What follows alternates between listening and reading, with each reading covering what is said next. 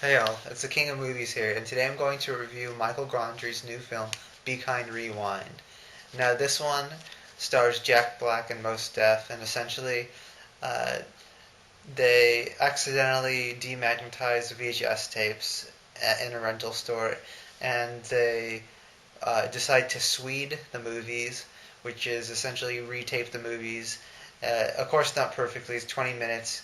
Uh, each movie that they Swede is like 20 minutes long, and it's very amateur and stuff like that. But a lot of the comedy from the movie comes from these aspects where they're taping over old classics and remaking them. Classics such as 2001: A Space Oddity, uh, and Ghostbusters, and not so classic movies such as Rush Hour 2.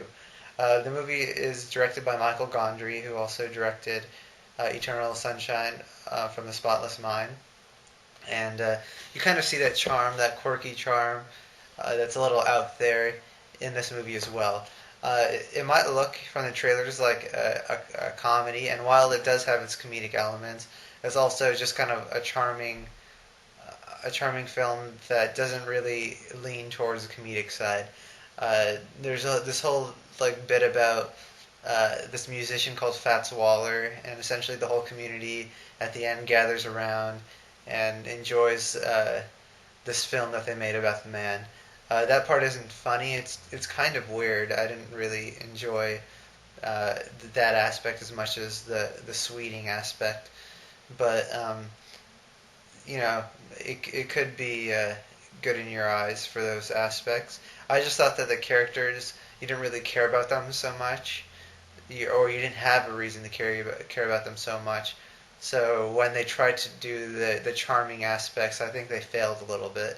If they made it a straight up more of a comedy, it would probably be better for laughs. Although some people would complain probably that they were missing some of the charm. So Be Kind of Rewind is kind of a messy movie in the sense that it doesn't know what it wants to be, a comedy or this kind of charming movie, but it fails in the charming aspect. And for some reason, they decide to, especially in the second half of the movie, they decide to focus more on that charming aspect. And when that fails, it kind of makes it a disappointing movie. So The King of Movies gives that one only 2 out of 5.